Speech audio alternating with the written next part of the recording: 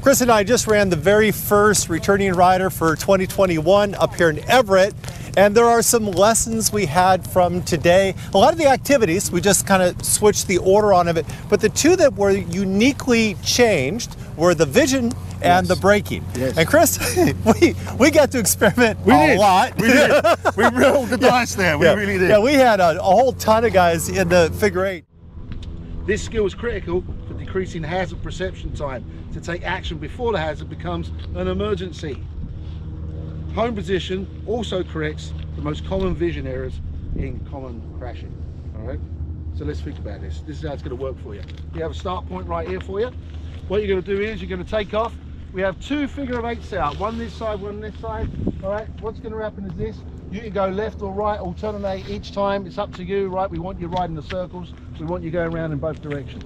Start point right here. As you can see, we have Brent standing right there. We have two big cones. Just after the two big cones, we have a dot of little cones. That's our curve. All right. So we go in between the two big cones. We follow the curve. We come across to the next set of big cones. Obviously now we're doing a figure of eight, so we're going to be going to the left now around those little cones that you see there. All right. Then you'll ride diagonally again off to the big cones, going around the curve. When you come back to these cones again, the second set of big cones, when you come back to those cones again, you will exit the figure of eight and come back to the start point here in the middle.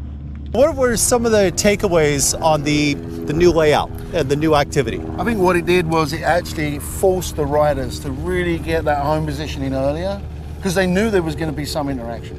All right.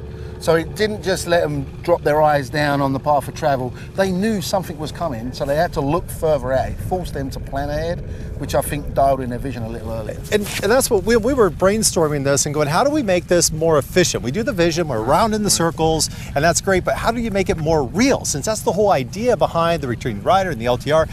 The lesson I had today was, one, you often will go crazy when I let you. I'm like, all right, let's see how many people will go in it. And he just shoves like all the riders into a 60-foot. We had the 100-foot center, 60-foot arcs, and he had like 12 riders in there, which worked. but we played around a lot with the numbers, and it seemed to work out really well. 40-foot circles, correct. 4 riders, 50-foot circles, 5 riders, 60-foot circles, 6 riders. That seemed to be the magic number. The other thing that I learned on this one was, first, path of travel. First time out, just let them find the path of travel, and then we move on. Agreed. But also, I love the center feed, because you know, on the cards, I always do the same thing. Right? I assume it's a one instructor, smallest range you have. That's the picture they get. Yeah, worst case scenario. And so they see the one figure eight, and we had two, and we ended up doing an inside feed on both figure eights, and they just went from the right to one and then to the left, and we had an 80-foot or a 40-foot arc in the 60s. And the timing worked out perfect in the end, because literally, if you timed it, when you send the 6 off to one side and you 4 to the other side, literally as they exit, the guys that are waiting, the last rider in is really the first guy out rider is the last guy going out. So there was no waiting time. You just got them out on that side and got them out on that side, and so many repetitions, which we know is key. Well, and we know is key. And this is a beautiful range. This has so much size that we were able, or so much extra runoff, that we were able to have a 60-foot, so maximum, and we were have the minimum, the 40, and it was. With a full class, there was just no waiting whatsoever. But also, this really proved, I think, if we're on an MSF size range, we're really limited, because the smallest one fits on the inside. You can really put the figure eights on the far reaches and do a center feed, and everybody's going to be moving. So yeah, you could definitely get a little creative with how you would lay your 2 figure eights out, and it's very important, I feel it's very important that the instructor is very aware and present when it comes to the timing of sending the riders. You know, you can't step back and focus on the coaching techniques. You've got to allow the riders to self-develop. Well, the first time while out, for the other instructor's watching, all right, without a doubt. So it's very important you have that traffic control guy, all right, at the same time your colleague is working close with observing the riders that are having somewhat of a challenge. Let's talk a little bit about the mid-demo briefing. I want to talk more about that. Let's focus on that. What was your focus on that? Because again, discovery, first time trying it. Well, and I really think, because home position, we introduced that earlier on if we have the opportunity, but this really gave them the chance to watch them ride the 8 and watch the interaction or the close interactions and go, all right, what are they doing wrong? And of course, we know they're not looking. And being able to get off of the bikes and do an activity where we all stood and walked the path, at least on one half, where they could really turn their eyes and focus all the way through, and we could emphasize what they should be doing. But also, we gave them a heads up. And that's what we did this time. Is we had a couple of riders the first time out just to figure out path of travel, like instructor position, traffic flow. Yep. And the second time out, we told them, we're going to put more of you out there, and you guys are going to have to be looking, and I think it really worked. It did really work. And I think the non-movement static placement of the key points of looking into the turn, looking out of the turn, focusing on the home position all the way through, and moving far enough out to trust that, allow that peripheral vision to start picking up your spacing in the road, and picking up over road users.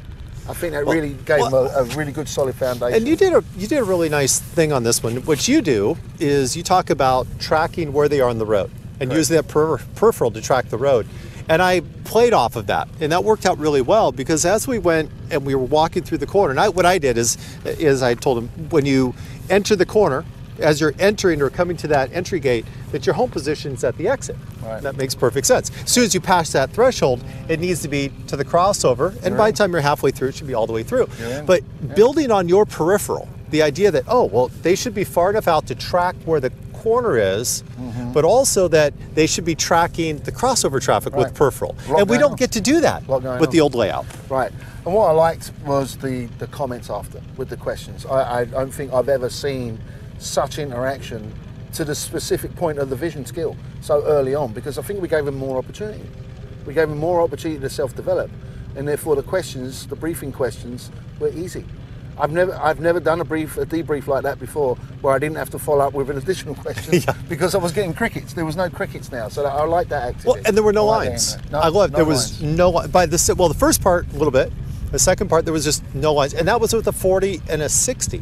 Right. So even if we had two 40s, which means you probably don't have 16 riders, you're still going to be almost nobody sitting in line, or they're just pausing at the line, which is huge.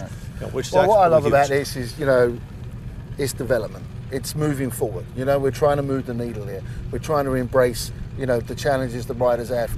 Not just on the road with the new endorsement process here in Washington, but what I like now is that we're going to develop the instructors, we're going to develop the students, and we will make our road safer.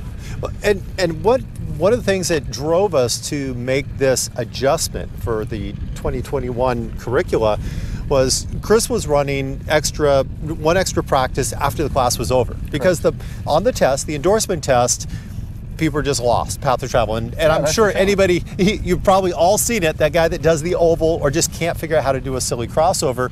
And this means we had two activities where they got to see the same path of travel. Pretty much an hour. Because we did this one, but also our stop and a curve now is also the same figure 8 path of travel. Yeah, it worked really well. I'm pleased with it. First time out. It'd be fun to see how they go on the test, because this kind of changes it. And Chris was doing 60 foot. He got to play with this before this weekend, a couple elements of this new curricula. Correct. And he had a single 60 foot figure 8. How did that compare to doing what we did today? We had a nice variation of changing the speed today, because when as you know, when you got a tighter radius, you got to give up speed. And so when we played with the 40 and the 60 today, the variance of it gave them a better understanding their speed, and the lean angle has to be very to the reality like the real road, right? I mean, that's what we're looking for. We're trying to create the most safe and effective and efficient environment here, and trying to make it as much as we can with the road. Apart from hiring a bunch of crazy people with cars. And I love the variation. This works. Yeah, I love I kind of encourage people to do varied sizes of the circles in the old RR. And having the two different sizes, I think, really helps make it more realistic. It makes it fun. The students the riders have different challenges and different interactions. So definitely. Now, the question I haven't been able to ask you yet is, we just did the stopping in a curve. Yes. And I kind of wandered off, so I only saw it from a distance. How'd that go? And what do you recommend? What were your lessons, your takeaways from that activity? My takeaway from that was they found the path of travel very easy, because they'd already done it a lot in the cornering, right, going through the vision activity. The other part that I found was that they were very cognitive of each other. They knew exactly where the riders were at all times. They were scanning so early, and they were being so polite. you know. And the other thing is because they knew now to look all the way through that home position, they trusted where that rider was at the stop point with that peripheral vision. And that I want to celebrate, because we know we see a lot of riders get in trouble with that. We also tried one more new thing on this one. We did. And when we were talking about the NHTSA standards and what's required for the class, yes. we have to stop at a curve, and we need to show them how to square and stop. And we eliminated the stopping on command. Yes. During this activity. Yes. You covered it in the lecture Right. portion of the classroom, Right. so they got the information but not hands-on. Was it a loss? Should we bring it back? Should we leave it out? No, I think it was more efficient. I think it really was. It gave them more focus on where they should be looking as opposed to looking where the coaching position is. So I actually liked it a lot more. It allowed them to focus on their vision, their path of travel, and no one was twitching and getting nervous trying to watch an instructor. So I actually felt that was better. I really did. I don't think we're wasting their time. Perfect. All right, now one other thing I have to ask you, because there's only a few instructors who have had a chance to do this. We've moved forward 2 activities that used to be farther off in the curriculum. So Correct. now we do a warm up. Our evaluation activity is the inline weave, turn from a stop, U-turn activity. Correct. And then right after that we do evasive maneuvers. And we did that right out of the gate. Yeah. You've done it a couple times now. Yeah, magic. Don't have any problems with it at all. In fact, if anything, it actually gets the flow of the class going quicker, which I like. You know what I mean? Because it gives you a better opportunity to step back and observe, because you're already pretty much set for 2. You know what I mean? So I feel it's better. I think they get quicker to the objectives that are actually going to set them up for success. I like it. So the screening activity, it works. It's a little quicker. You know what I mean? And more importantly, they're riding on what they need to learn in order to set them up for success a lot quicker. I like that. It's kind of like using a quick pass when you're at the airport. Get straight down there and get to what you need, all right? I like that. It was really good. It was very beneficial. Anything else the instructors ought to know? It's your guys, my guys, everybody else's guys, Kimber's guys, it's absolutely. everybody's. Any tips? Yeah, manage the range by doing this. Trust your students, all right? Communicate better. If you can communicate better what is going to happen, and then just give them the opportunity and manage them visually, which means don't yell at them and stand in the right positions, pre-stand where you think you're going to see the challenges, get that traffic control going on, step away and let them ride. This format works. It works really well. My tip, my takeaway is when I put this together, when I lay it out and practice it, it's never the same as when I put real students on it. Right. Don't come out and try to figure out how to lay it out your very first class. No. Go out and do a couple of practice sets. Please. Because as soon as your riders get on there, it adds that extra challenge as an instructor. So my tip to you guys is it's the same material that we're teaching, but the layout makes it feel very different. So make sure you go practice this, study your cards, and read through that material, because there are some changes on the language and the wording and some slight adjustments to the objectives as well. You know what's interesting here?